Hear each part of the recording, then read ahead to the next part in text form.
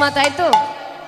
সত্য ত্রেতা দাপরে যে সময়গুলো বেশিরভাগ সময়টা দিনের মধ্যে ভগবানকে দেওয়া হতো, আর এই কলিযুগে আমরা কি করি, সেই সময়টাকে আমরা সংসারকে বেশি দিই, আর সময়ের মধ্যে ভগবানকে দিই অল্প সময়। কি মা, তাই তো? সংসারের কর্ম সেরে যতটুকু সময় পাই ছুটে গিয়ে ভগবানের কাছে গিয়ে তাড়াতাড়ি দুটো থালা পেতে, দুটো লকুন্দানা নাই একটা বাতাসা, প্রভু তুমি সেবা করো, আমার কিন্তু সময় নাই। কি তাই তো মা? এই হলো আমাদের অবস্থা, এই হলো আমাদের দশা। কিন্তু তোমরা তো ভক্ত মা, তোমরা পেরেছো। এটা যেমন তেমন আসন নয়। তোমরা যেখানে বসে আছো এখানে সবাই বসতে পারে না। কেন? কারণ এটা এক একটি ব্যাস আসন, যেখানে বসেছিল স্বয়ং পরীক্ষিত মহারাজ। স্বয়ং পরীক্ষিত মহারাজ বসেছিলেন ভাগবত আস্বাদনের জন্য। তাহলে তোমরা তো ভক্ত মা, তোমরা পেরেছো। কিন্তু আমরা তো অধম, আমাদের জন্মে আর হলো না, আমাদের আর হলো না গো মা। কিন্তু ভগবান বলছে যে আজ এত সুন্দর আমি এই জনম, সকলকে এই জনমে দিয়েছি, এই কলির জীবকে এত সুন্দর জনমে দিয়েছি।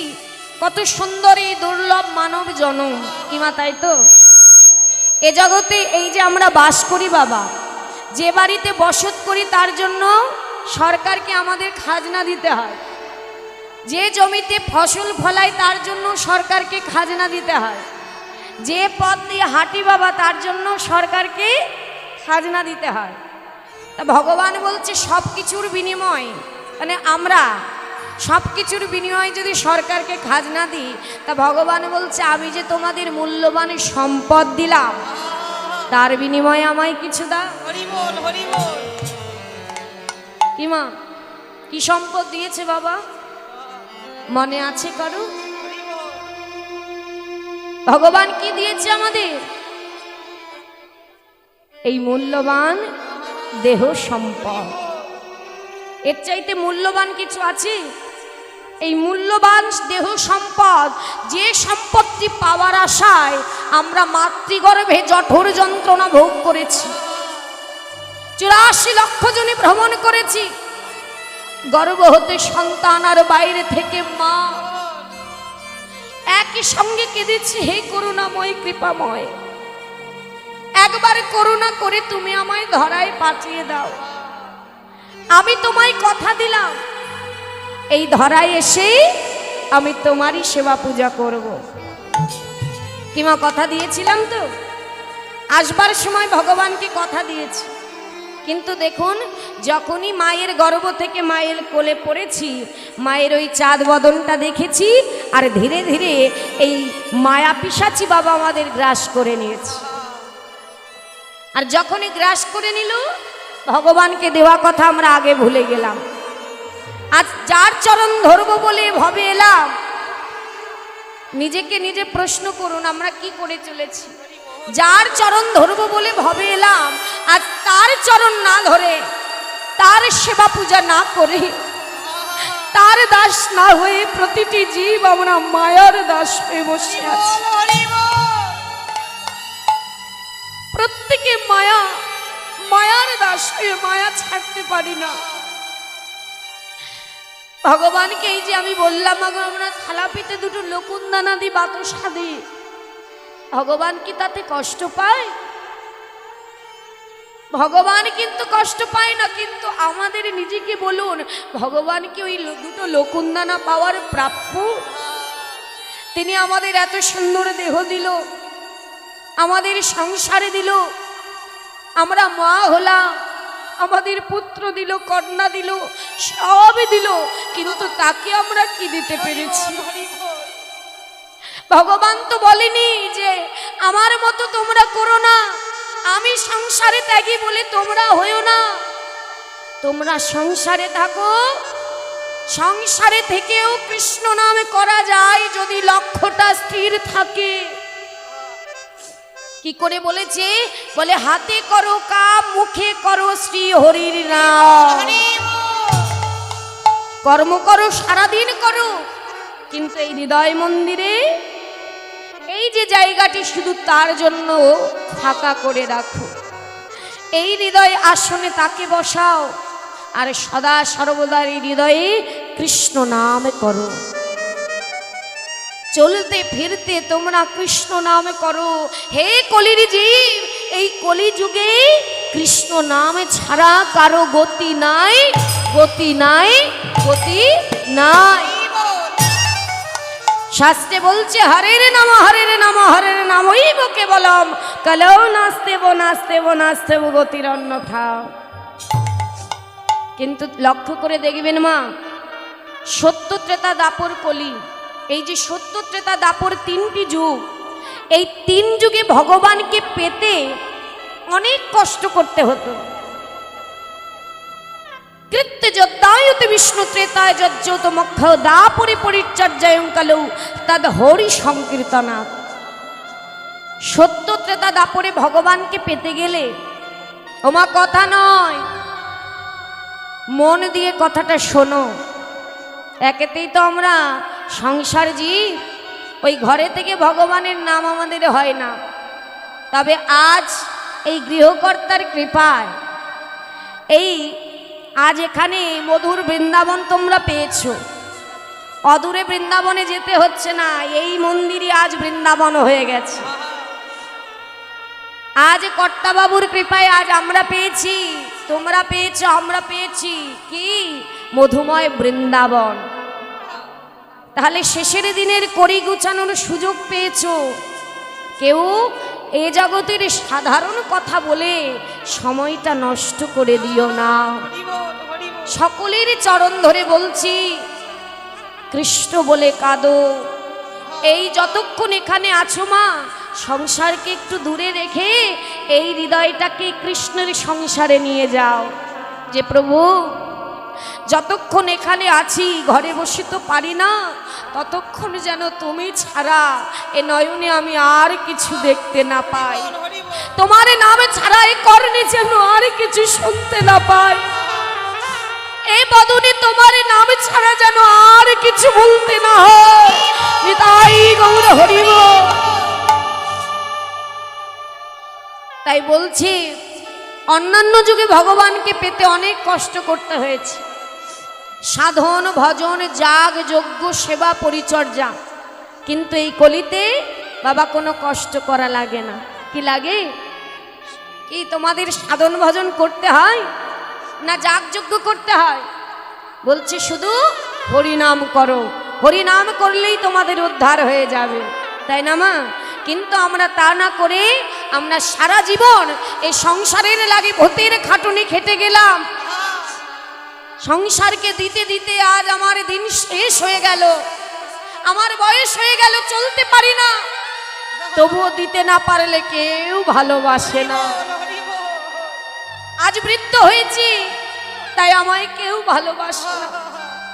দয়াময়, যখন তুমি সুযোগ দিয়েছিলে তখন তাও তোমার নাম আমি করি নাই। এই যৌবন আজ আমার বৃদ্ধ হয়েছে, আজ বিছানায় পড়ে আছি আমি, না চাইতে চোখের কোণা থেকে অনায়াসে জল পড়ে যাচ্ছে। কেন জানো? শেষের দিনে কাঁদে কারা? দেখবে মৃত্যুর ভয়ে হাউ হাউ করে কাঁদে। কেন কাঁদে হাউ হাউ করে? কারণ তারা মনে মনে ভয় পায় যে সারা জীবন এত সুন্দর দেহ দিল, বদন দিল, কর্ণ দিল, আমি তো তোমার নাম করি নাই। তবে দয়াময়, আমার শেষের দিন এসে গেল, আজ বুঝতে পারছি তুমি ছাড়াই জগতে আপনে কেউ নাই।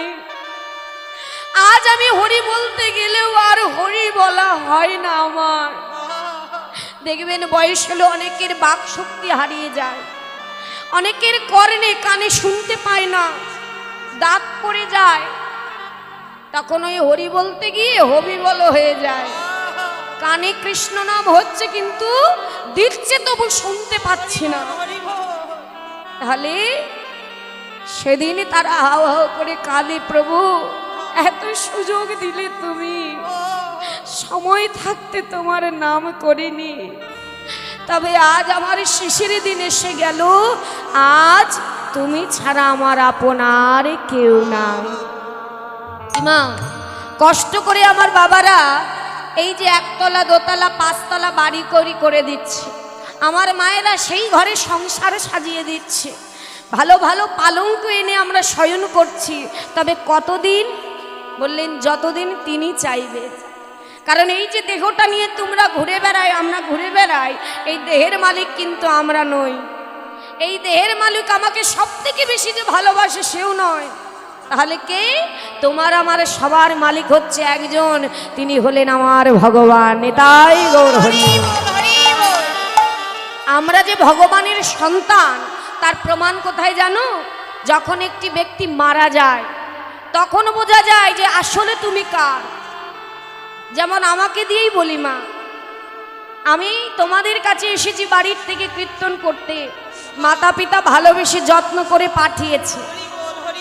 কিন্তু ভালো করে লক্ষ্য করবে কথাটি, কীর্তন করে যেতে যেতে হঠাৎ যদি রাস্তায় আমি মারা যাই, তাহলে যে বাবা মা আমাকে এত ভালোবেসে ঘর থেকে বার করে দিল, যাও কীর্তন করে এসো, সেই বাবা মা যখন এই দেহে আর প্রাণ থাকবে না, তখন এই দেহটাকে ওই ঘরের ভিতরে আর জায়গা দেবে? আমার ঘরে কি আমায় আর নিয়ে যাবে? আর নেবে না, আর নেবে না গো। সেদিন বুঝিয়ে দেবে পিতামাতা যে ওই ঘর তোমার ঘর নয়। যা ঘরকে আমার আমার করে মরে যাচ্ছে আমরা, ওই ঘর আমার নয়। ওরে আমাদের আপন ঘর কোথায় জানো? ওই পাঁচতলা নয়।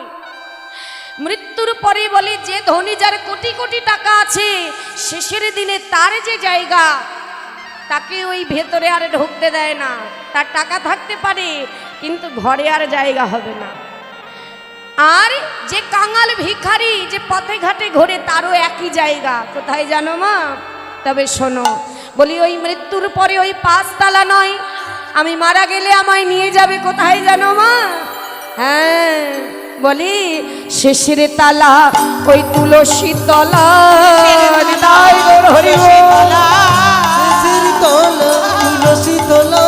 শেষের তালা তুলসী তলা, তুলসী তলা পরে রবে সাধের পাঁচ তালা।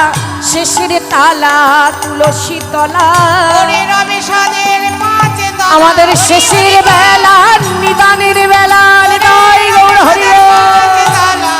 শেষের তলা নিদানের বেলা, আরে শেষের তলা তুলসী তলা। শেষের তলা তুলসী তলা। কি ভুল বললাম মা? মৃত্যুর পরে এই যে আমরা যারা আছি এখানে, প্রত্যেকের জায়গা কি আলাদা আলাদা? একটাই জায়গা। কারো ঘরে যদি তুলসী না থাকে, পাশের ঘর থেকে নিয়ে আসতে হবে, কারণ ওই জায়গাটাই আমাদের স্থায়ী। পিতা আমাদের ওই জায়গাটা করে রেখেছে, আমরা যে তার সন্তান তার প্রমাণই এইটা। যে জগতের পিতামাতা ওই পাঁচতলা থেকে তোমাকে বার করে দিতে পারে, কিন্তু আমি তো তোমাদের জগৎ পিতা। আমার সন্তানে যে বাইরে এক কোণে পড়ে থাকবে তা তো আমি সইতে পারবো না। তাই তোমাদের জন্য একটি জায়গা করে দিলাম, তুলসীর তলা। আমায় নিয়ে যখন তুলসী তলায় শুইয়ে দেবে, শোয়ার পরে দেখবে কিছুক্ষণ পরে যে অলংকার পরে আমি ঘুরে বেড়াই, আগে এসে সেগুলো খুলে নেবে। চোখে জল, কিন্তু আগে খুলে নেবে। সেদিন এই দেহের আর দাম নেই, সেদিন এই অলংকারের অনেক মূল্য। সেদিন আমি আর ঘরে যেতে পারবো না, এই অলংকারের জায়গা আছে। ভগবান দেখবে আমার সন্তান বিনা অলংকারে ফিরবে আমার কাছে। না না না, প্রকৃত অলংকার তো তোদের দিয়েই রেখেছি, কিন্তু আমরা সময় থাকতে সেই অলংকার পরিনি। সেই অলংকার আমরা পরি না। সেটা কি জানো? আমি মারা গেলে আমার বাবা বলবে, ওরে একটু তিলক চন্দন নিয়ে আয়, আমার মেয়েটাকে একটু কৃষ্ণ নামে সাজিয়ে দে। সেদিনই সাজবে প্রকৃত অলংকারে। অঙ্গে থাকবে না দামি দামি পোশাক, অঙ্গে দেবে একটা নামাবলী। এগুলো কার? সব আমার প্রভুর। আর নয়নে দেবে দুটো তুলসীর পাতা। আর সেদিনে থাকবে না ভালো ভালো পালঙ্ক, সেদিনে দেবে বাঁশের দোলা। আর যাদের এত ভালোবাসি তারাই কাঁধে করে তুলে নিয়ে শেষ যাত্রায় দিয়ে আসবে। আর সেদিনে কারা সবাই মিলে সুমধুর নাম করবে, সেদিন আমার ভাগ্যে আর হবে না। আমাদের আসল সম্বল সবাই বলবে আমায় কাঁধে করে নিয়ে যাবে, আর পিছনে বলবে আমারই আপনজন। বলো বলো বলো হরি, বলো হরি, বলো হরি। কিন্তু সেদিন আমার ভাগ্যে হরি বলা হবে না।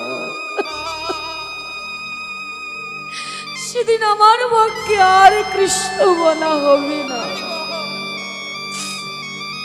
সেদিনে দেখবে ওই কাঁধে করে নেই আর মৃত ব্যক্তিটার মাথাটা নলে সে বলে দয়াল অনেক সুযোগ পেয়েছিলাম কিন্তু কাজে লাগাইনি।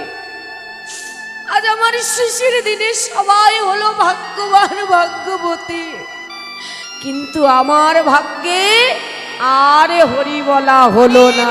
নিতাই গৌর হরি।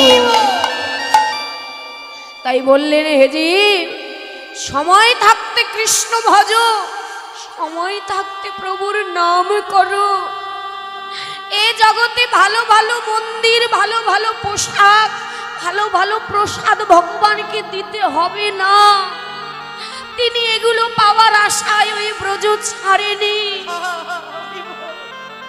রাধা গোবিন্দ দুই দেহ এক হয়ে নদিয়ায় এসেছে আমাদের কাছে ভালো ভালো প্রসাদ পাবে বলে নয়। তিনি এসেছে ভক্তের দ্বারে এক বিন্দু ভক্তি পাওয়ার আশায়। প্রত্যেক ভক্তের কাছে যায় ভগবান আজ নিজে ভক্ত হয়ে ওই নদিয়ার বুকে ধুলায় গড়াগড়ি যায় আর আঁচল পেতে বলে হে জীব তোরা একবার কৃষ্ণ বল, ওরে একবার সুধা মাখার নাম কর। তোরা যে আমার সন্তান, তোরা যদি কৃষ্ণ না বলিস তাহলে তোদের উদ্ধার করব কি করে? ওরে ওরে একবার একবার হরি বল, একবার কৃষ্ণ বল। তাতেও যদি না হয়েছে গৌর করি ভক্তির হাত দুটি চেপে ধরেছে, একবার কৃষ্ণ বল। না হলে ভক্তির পায়ে পড়েছে, আরে তাতেও যদি না হয় ধুলাই গড়াগড়ি দিয়ে হা কৃষ্ণ প্রাণ কৃষ্ণ বলে কেঁদে। তাই আজ ভগবান আমার ধুলাই গড়াগড়ি দিয়ে কাঁদছে নদিয়া নবদ্বীপে, আর বলছে রাধে তোমার প্রেমের ঋণ শোধিব রাধে। আজ আমি কি করব জানো? ওই ব্রজ ছেড়ে নদিয়ায় এসেছে কেন মা? শোনো তবে। তেজি কালো বড় রাধে এই কালো বরণ কৃষ্ণের কালো বরণটা ত্যাজিব। কি করব জানো? করিব ধারো রাধে তোমার অঙ্গের কান্তি।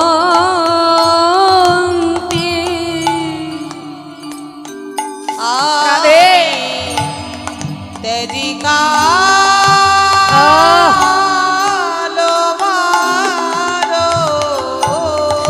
রাধে গো এই ভক্তের লাগি ব্রজ ছেড়ে দেব, এই কালো বরণ ত্যাগ করে দেব, তোমার অঙ্গের কান্তি দেব। কান্তি তোমার অঙ্গের আর কি বলছে মা? ব্রজ ছেড়ে নদিয়ায় এসে রাধানারীর অঙ্গকান্তি নিয়ে বললেন ওই নদিয়া নবদ্বীপে গিয়ে ধুলায় গড়াগড়ি দিয়ে রাধেই কৃপা করো বলে কাঁদবো। কেমন করে জানো? ও রাধে তব নাম লয়ে কাঁদিয়ে কাঁদিয়ে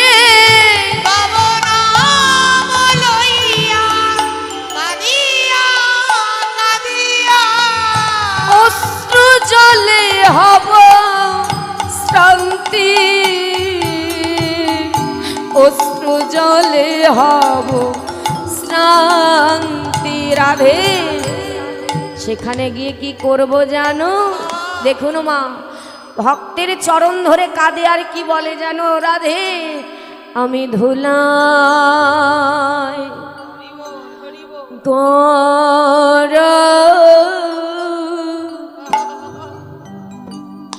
গড়াগড়ি যাব রাধে গো তাই গৌর হরি বল হরি বল। আমি ধুলা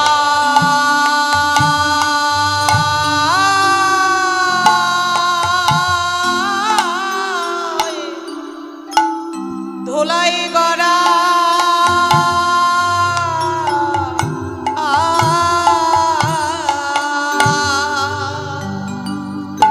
গড়াগড়ি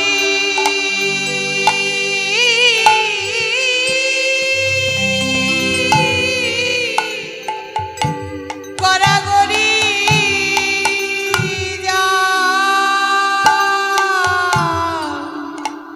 যাব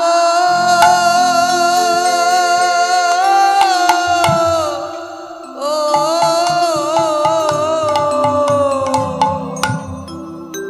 আমি ধুলা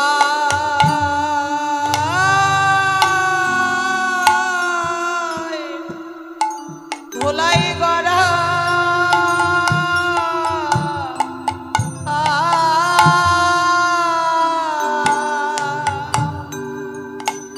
গড়াগড়ি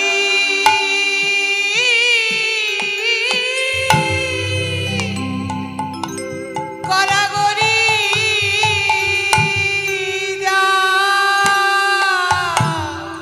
যাব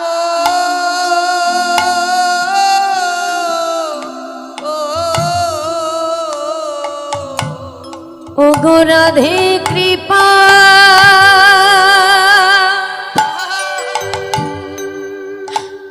একবার করো মোরে, আমি ধুলাই গড়া গড়াগড়ি যা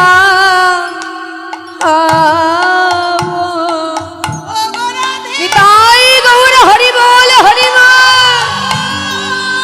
রাধে রাধে গো কৃপা করো করো মোরে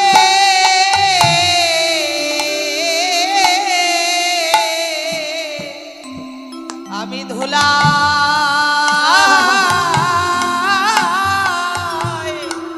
ধুলাই গড়া গড়াগড়ি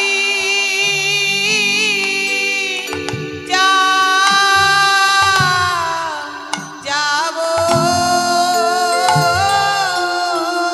তাহলে মা শাস্ত্রে বললেন রাধা কৃষ্ণ একই আত্মা দুই দেহ ধরি, অনন্যে বিলাস রস আস্বাদন করি।